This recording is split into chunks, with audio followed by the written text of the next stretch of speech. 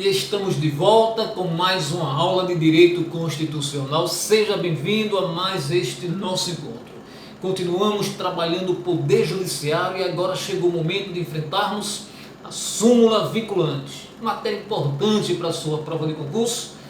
Portanto, nos acompanhe com bastante atenção nas notas que aqui estaremos passando para você em relação à súmula vinculante. Dispositivo constitucional que anuncia a súmula vinculante é o artigo 103A.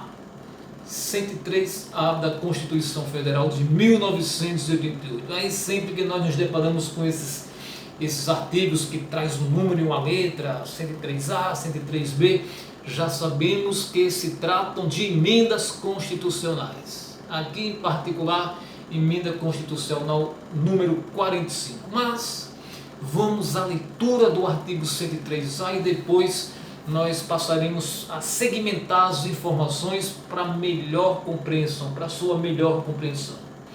Me acompanhe na leitura. Artigo 103A.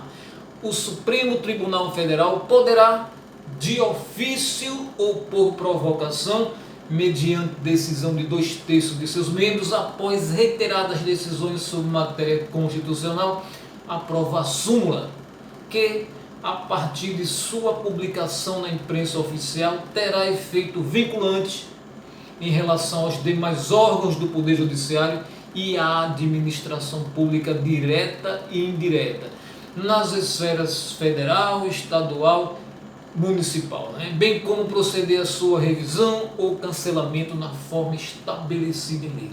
É isso que nos diz o artigo 103A da Constituição Federal de 1988. Mas aí vamos segmentar as informações. Acredito que assim será muito mais fácil para que você assimile, para que você domine de uma forma objetiva o estudo da súmula vinculante. E o primeiro ponto que nós temos que observar antes de nos aprofundarmos na súmula vinculante é marcar a diferença que existe entre uma súmula vinculante e uma súmula não vinculante, uma súmula comum, uma simples súmula. A súmula vinculante foi inserida no nosso ordenamento jurídico pela emenda constitucional número 45, mas muito antes das chamadas súmulas vinculantes, já tínhamos as súmulas comuns, súmulas simples, súmulas não vinculantes. Vamos definir o que seja uma súmula comum e depois nós partiremos para a súmula vinculante, e essa diferenciação é importante para começarmos a construir o nosso aprendizado. Súmulas sempre são enunciados de tribunais. Todos os tribunais que compõem o Poder Judiciário no Brasil podem editar súmulas, enunciados que informam a instância inferior, a jurisdição de grau inferior, e também forma todo o jurisdicionado sobre a posição daquele tribunal em relação a determinada matéria. A matéria vem chegando no tribunal, geralmente por recurso advindo lá do primeiro grau de jurisdição, e chegando no tribunal, chega uma, duas, três, algumas vezes o tribunal decide editar uma súmula, enunciando como vem julgando, como vem decidindo em relação àquela matéria. Então esta súmula comum serve como uma informação, serve como uma orientação para os juízes no geral, para tribunais que estejam hierarquicamente abaixo daquele tribunal, se estivermos tratando, por exemplo, de um tribunal superior, do próprio Supremo Tribunal Federal. Então os tribunais há muito tempo que costumam editar súmulas, enunciados que trazem ali o que recorrentemente vem sendo decidido por aquele tribunal em relação a determinadas matérias. Mas estas súmulas comuns possuem apenas um efeito informativo, de orientação, não vincula nenhum juiz, não vincula nenhum tribunal abaixo simplesmente possui um efeito de informação, no máximo querendo dizer o seguinte: se você julgar diferente desta minha súmula, aí embaixo, quando chegar a minha vez, diria o tribunal, vai ser essa a decisão. Então, no máximo, teria este poder aí, de persuasão, mas efeito vinculante nenhum. Só que, a partir da emenda constitucional 45, aí sim, onde temos a chamada reforma do Poder Judiciário, aí passou a existir no nosso ordenamento jurídico a chamada súmula vinculante. E esta súmula vinculante, ela não tem apenas aquele efeito informativo de orientação da súmula comum, ela vincula, ela se apresenta impositiva para todos os órgãos do Poder Judiciário e também para a administração pública. A diferença é essa: súmula vinculante obriga a sua observância, súmula não vinculante apenas orienta qual seria o caminho melhor para estar em sintonia com a decisão daquele tribunal. Mas não nos interessa a súmula comum, vamos agora nos soltar por completo na súmula vinculante a partir da seguinte segmentação.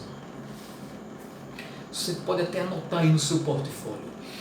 Quem pode editar súmula vinculante no Brasil? Quem pode editar súmula vinculante no Brasil e em quais circunstâncias poderia fazê-lo, né? Primeiro é saber quem é a autoridade ou qual é o órgão que pode editar uma súmula vinculante, mas será que pode a qualquer momento, a seu bel prazer, ou se exige uma circunstância especial para que se edite uma súmula vinculante? E vamos à resposta. A súmula vinculante tão somente pode ser editada pelo Supremo Tribunal Federal.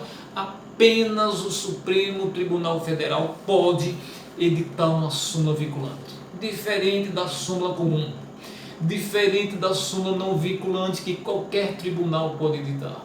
Súmula vinculante é competência do Supremo Tribunal Federal. Somente o Supremo Tribunal Federal poderá editar uma súmula vinculante, mas em quais circunstâncias? De que modo poderá fazê-lo? O Supremo Tribunal Federal pode editar uma súmula vinculante de ofício, de sua própria iniciativa, ou então o Supremo Tribunal Federal pode editar uma súmula vinculante por provocação de alguns legitimados. Daqui a pouco nós estaremos estudando quem são os legitimados que podem solicitar ao Supremo Tribunal Federal a edição de uma súmula vinculante, também a sua revisão, até mesmo o seu cancelamento. Mas entenda neste primeiro momento que somente o Supremo Tribunal Federal pode editar uma súmula vinculante e também somente o Supremo Tribunal Federal pode revisar aquela súmula vinculante e até mesmo cancelar. Tudo isso de ofício, de sua própria iniciativa ou por provocação de certos legitimados. Mas, tudo bem. Eu sei que somente o Supremo pode editar uma súmula vinculante, revisar ou cancelar. Sei que ele pode fazer isso de ofício ou por provocação de alguns legitimados, que daqui a pouco eu saberei quem são, mas a qualquer momento, sobre qualquer matéria, a seu bel prazer. Como é que fica essa questão aí, nessa circunstância que pode, na qual se pode editar uma súmula vinculante? Apenas sobre matéria constitucional. A súmula vinculante não pode versar sobre qualquer matéria, sobre qualquer legislação, apenas matéria de cunho constitucional. E quando existem reiteradas decisões do Supremo Tribunal Federal em uma determinada direção. Chega para o Supremo uma questão, um conflito, 1, 2, 3, 4, várias vezes, e o Supremo Tribunal Federal decide sempre daquele mesmo modo. Questões constitucionais, né? Conflitos que têm origem na interpretação da Constituição. Começou lá embaixo, no primeiro grau de jurisdição, e de repente isso aí veio subindo via recurso e se chegou ao Supremo Tribunal Federal E o Supremo Tribunal Federal sempre vem decidindo aquela matéria reiteradas vezes, sucessivas vezes, de um mesmo modo. Aí, para evitar essas ações, né, tantas ações que já se sabe qual será a decisão lá no Supremo Tribunal Federal, para desafogar mesmo o Poder Judiciário, para garantir a observância ao princípio da celeridade processual, criou-se a súmula vinculante.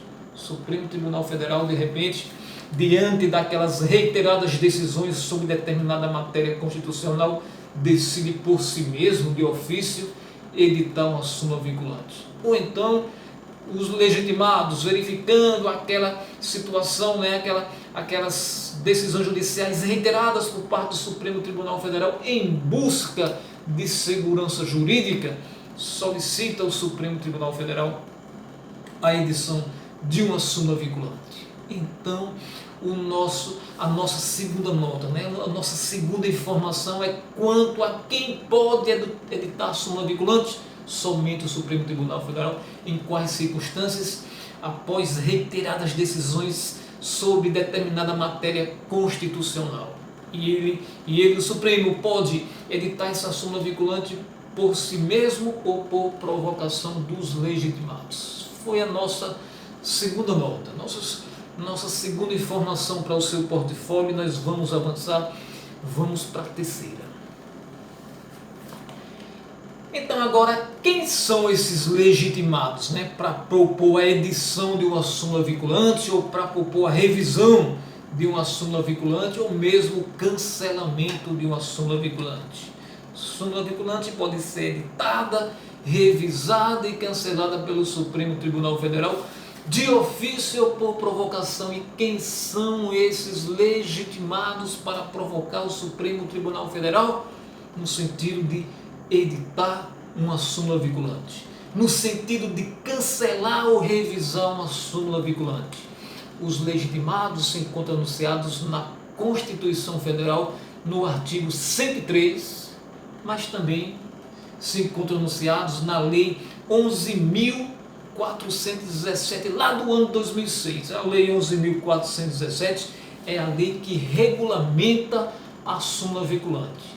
Então, nós temos alguns legitimados, a maioria deles, anunciados no próprio artigo 103 da Constituição Federal, e depois nós temos os demais, alguns demais legitimados, na lei infraconstitucional, na lei regulamentadora. Porque em um dos parágrafos do artigo 103A, onde temos a súmula vinculante, se anuncia que serão legitimados a provocar o Supremo Tribunal Federal para edição, revisão ou cancelamento de súmula os mesmos legitimados para propor ação direta de inconstitucionalidade. E os legitimados para propor ação direta de inconstitucionalidade se encontram anunciados no artigo 103 da Constituição. E aí nós vamos ler para vocês aqui os incisos do artigo 103, para que nós possamos memorizar quem são os legitimados para a propositura de uma súmula vinculante. Enunciado que se encontra no artigo 103 da Constituição, quando nos traz os legitimados para a propositura de uma ação direta de inconstitucionalidade ou também uma ação declaratória de constitucionalidade, assunto que nós estaremos estudando em breve, e também a Lei 11.417 traz os seus legitimados, repetindo aqueles todos lá do artigo 103 e nos trazendo mais alguns legitimados. Então, quem são? Quem são os legitimados para provocar o Supremo Tribunal Federal em relação à súmula vinculante? Presidente da República, mesa do Senado Federal, mesa da Câmara dos Deputados, então Presidente da República, mesa do Senado, mesa da Câmara, Procurador-Geral da República, o PGR, também é legitimado. O Conselho Federal da Ordem dos Advogados do Brasil, Conselho Federal da Ordem dos Advogados do Brasil, cuidado com as pegadinhas de bancas examinadoras, não é simplesmente a OAB, é o Conselho Federal da Ordem dos Advogados do Brasil.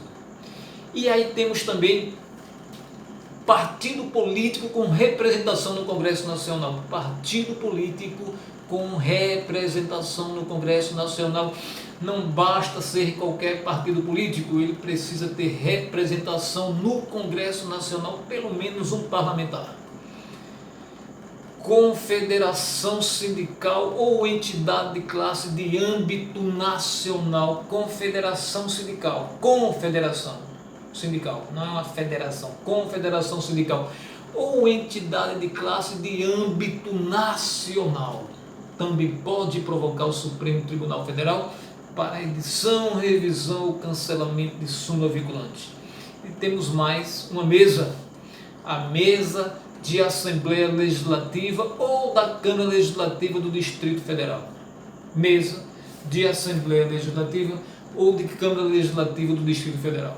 Além desses, o governador de estado ou o governador do Distrito Federal. Estes são os legitimados anunciados na Constituição para provocar o Supremo em relação à súmula vinculante. Estes são os da Constituição, mas temos mais alguém aqui acrescentado pela lei 11.417, que regulamenta o anúncio constitucional sobre a súmula vinculante. E esta lei nos trouxe ainda o Defensor Público Geral da União.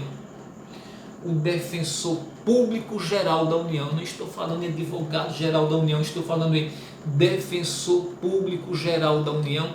É mais um legitimado para provocar o Supremo Tribunal Federal em relação à súmula vinculante. E além do Defensor Público Geral da União, esta lei 11.417 também nos trouxe todos os tribunais do Poder Judiciário no Brasil. O texto do inciso 11 da referida lei nos diz os tribunais superiores, os tribunais de justiça de Estado, Distrito Federal e território, os tribunais regionais federais, os tribunais regionais de trabalho, os tribunais regionais eleitorais e os tribunais militares. Todos os tribunais do poder judiciário são legitimados para provocar o Supremo Tribunal Federal em relação à edição, revisão ou cancelamento de súmula vinculante. E além desses dois grupos, os tribunais e o Defensor Geral da União, o parágrafo 1º da lei que regulamenta a súmula vinculante nos diz o seguinte: os municípios brasileiros, o município poderá propor incidentalmente, no curso de um processo em que seja parte, a edição, a revisão ou cancelamento de enunciado de súmula. Então o município não pode assim diretamente provocar o Supremo Tribunal Federal para editar, revisar ou cancelar uma súmula vinculante, mas incidentalmente, no curso de um processo em que aquele município faça parte, ele pode peticionar o Supremo Tribunal Federal esta edição, esta revisão ou cancelamento de súmula vinculante. E aí, gente, nós acabamos de ver o nosso terceiro questionamento em relação à súmula vinculante, quanto a quem são os legitimados para provocar o Supremo neste sentido, e vamos para a quarta. Qual é o quórum de aprovação de uma súmula vinculante? É o Supremo Tribunal Federal que aprova, mas por voto de quantos ministros? Por voto de 2/3 dos ministros do Supremo Tribunal Federal. Se pode aprovar uma súmula vinculante, se pode revisar e se pode cancelar uma súmula vinculante. 2/3 dos ministros do Supremo Tribunal Federal. Estamos diante de uma maioria qualificada de 2/3. No mínimo 8 ministros precisam votar no sentido de aprovar uma súmula vinculante, revisar ou cancelar, 2/3. E aí nós estamos diante aqui de uma situação bem interessante, curiosidade importante para a sua prova de concurso. Em toda a Constituição, somente nós temos essa questão de maioria qualificada de 2/3 em 3 ocorrências, em 3 momentos, Em 3 momentos. Nós começamos lá no artigo 93, quando se trata ali da questão de promoção de magistrados por antiguidade.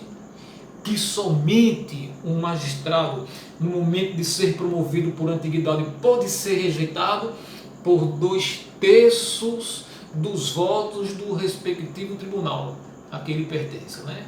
Chegou o momento de promoção por antiguidade. Aí o mais antigo, em regra, deverá ser promovido. Para que este mais antigo não seja, para que seja rejeitada a sua promoção, é preciso uma aprovação de 2/3 entre os componentes daquele tribunal lá, né? Qualquer tribunal para o qual se esteja, no qual se esteja analisando esta promoção por antiguidade de algum magistrado. Certo? Este é o primeiro momento em que nós ouvimos falar em maioria qualificada de 2/3. E temos também, além desta, lá do artigo 93, nós temos também quando o Supremo Tribunal Federal vai analisar um recurso extraordinário, o recurso extraordinário bateu nas portas do Supremo Tribunal Federal, é preciso demonstrar repercussão geral. E aí, essa repercussão geral demonstrada por quem propôs o recurso, por quem interpôs o recurso, somente será negada, somente será rejeitado, aquele recurso extraordinário não será admitido por 2/3 dos votos dos ministros do Supremo Tribunal Federal. Então é outra situação em que nós verificamos maioria qualificada de 2/3 quando da admissão, né, de um recurso extraordinário quanto ao seu requisito de repercussão geral. A repercussão geral foi demonstrada por quem interpôs o recurso para ser rejeitada, para não ser reconhecida, em consequência o recurso não ser admitido, precisa-se de 2/3 dos votos dos ministros do Supremo. E o terceiro momento em que nós vimos esta maioria qualificada de 2/3 é aqui, né?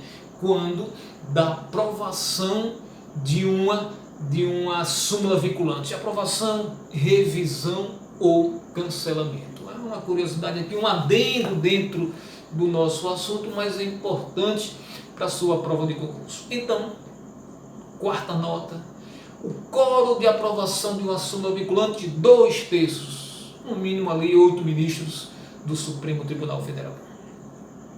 Quinta, quem é obrigado neste nosso Brasil a cumprir o que determina a súmula vinculante? Este enunciado do Supremo Tribunal Federal em relação a determinada matéria constitucional que por tantas vezes chegou ali no Supremo e ele decidiu de um mesmo modo, acabou editando aquele enunciado. E quem está obrigado no Brasil a cumprir o que determina a súmula vinculante? Está obrigado, está vinculado à súmula vinculante todos os órgãos do Poder Judiciário brasileiro, todos os órgãos, todos os tribunais, todos os juízes estão obrigados a observar, a cumprir o que determina uma súmula vinculante. E além de todos os órgãos do Poder Judiciário, também toda a administração pública. A administração pública federal, a administração pública dos estados, do Distrito Federal e dos municípios, toda a administração pública. E aí não confunda com poder executivo. Poder executivo é uma coisa, administração pública é outra. Administrar é apenas a função típica do poder executivo, certo? É função típica do poder executivo administrar. Mas os demais poderes também administram atipicamente, né? O poder legislativo, por exemplo, administra quando prepara ali um concurso para os servidores do poder legislativo, quando faz licitação, enfim, em diversos momentos o poder legislativo também está de forma típica administrando, do mesmo modo o poder judiciário. Então, a súmula vinculante vincula todos os órgãos do Poder Judiciário e toda a administração pública, seja a administração pública enquanto função típica do Poder Executivo, seja a administração pública como função atípica dos demais poderes e em todos os entes federados, União, Estados, Distrito Federal e municípios. Então veja quem está obrigado a observar o que determina uma súmula vinculante.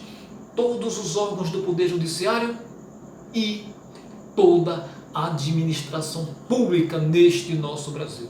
Quinta nota. E vamos para a sexta. Mas, já sei quem deve obedecer a súmula vinculante, mas existe alguém, algum poder, algum órgão que não está obrigado a observar a súmula vinculante, né? Quem não se encontra vinculado ao enunciado de uma súmula vinculante? Quem não se encontra vinculado ao enunciado de uma súmula vinculante? É a nossa sétima questão. E se existe o poder legislativo federal, né? Congresso Nacional, não se encontra vinculado ao enunciado de uma súmula vinculante em relação à sua função típica de legislar. O Congresso Nacional, o Poder Legislativo, se encontra assim vinculado ao que determina uma súmula vinculante no quesito administrativo, no quesito de administração pública, na sua função atípica de administrar, ele está vinculado sim. Mas mas na sua função típica, na sua função de criar as leis, de legislar, não se encontra vinculado, querendo dizer isso simplesmente o seguinte: certo que a súmula vinculante do Supremo Tribunal Federal diz ABC, nada impede que o Poder Legislativo, que o Congresso Nacional edite uma emenda à Constituição dizendo que não é ABC, é ABCDE. Pode dizer diferente, pode legislar diferente. O Congresso Nacional não está vinculado a uma súmula vinculante em relação à sua função típica. Está lá, ali está valendo, mas aquilo ali pode ser modificado através de uma iniciativa do próprio Congresso Nacional, através, claro, de uma emenda constitucional, já que ali está se tratando de matéria constitucional. As súmulas vinculantes sempre tratam de matéria constitucional. Por isso que uma emenda constitucional pode alterar, pode anular uma súmula vinculante. Poder legislativo não está preso, não está vinculado ao que determina a súmula do Supremo Tribunal Federal, a súmula vinculante, em sua função típica de legislar. Está sim vinculado quando administra, mas quando legisla não está vinculado. Sétima questão e já vamos para a oitava. Se a súmula vinculante deixar de ser devidamente acatada em um ato administrativo ou em uma decisão judicial, como se combate essa inobservância de seu efeito impositivo? A súmula vinculante está para ser observada por toda a administração pública e está para ser observado por todos os órgãos do Poder Judiciário. Mas vai que um ato administrativo é emitido contrariando o disposto em uma súmula vinculante. Vai que uma decisão judicial é proferida contrariando o que está disposto em uma súmula vinculante. E aí o prejudicado fica no prejuízo? Ou existe para ele algum socorro? Existe a reclamação, a chamada reclamação constitucional, uma ação que vai direto para o Supremo Tribunal Federal. E aí o Supremo Tribunal Federal vai analisar aquele possível descumprimento de uma súmula vinculante. Então veja que o remédio, né, a ação para se combater o desrespeito a uma súmula vinculante, seja por parte de quem administra, seja por parte de quem julga, é a reclamação constitucional. E a nona questão vai completar este raciocínio. Se a reclamação for julgada procedente, o que ocorrerá? O Supremo Tribunal Federal recebeu a reclamação, analisou, julgou sim, procede. Realmente houve ali um descumprimento de uma súmula vinculante, houve uma inobservância, houve a aplicação errônea ou a não aplicação de uma súmula vinculante. E quando o Supremo Tribunal Federal julga procedente a reclamação, o que ocorrerá? Anulará o ato administrativo nulo, faça-se outro, e cassará a decisão judicial cassada, né? Profira outra decisão de acordo com a súmula, porque esta que foi proferida está cassada por ter inobservado uma súmula vinculante. É isso que ocorre quando do descumprimento do que determina uma súmula vinculante, né? Aplicou a súmula indevidamente ou deixou de aplicar quando deveria aplicar, reclamação para o Supremo Tribunal Federal. Se julgada procedente, anula-se o ato administrativo contrário à súmula vinculante e cassa-se a decisão judicial contrária à súmula vinculante. Edite-se outro ato administrativo, profira-se outra decisão judicial, agora sim em sintonia com a súmula vinculante. E aí, gente, são essas as nossas informações sobre súmula vinculante. Espero que tenha sido útil aos seus estudos, agradeço a audiência, peço que você se inscreva no nosso canal, se não for inscrito, curta este vídeo e aguardo você em nossa próxima aula, quando continuaremos estudando ainda o Poder Judiciário. Até breve.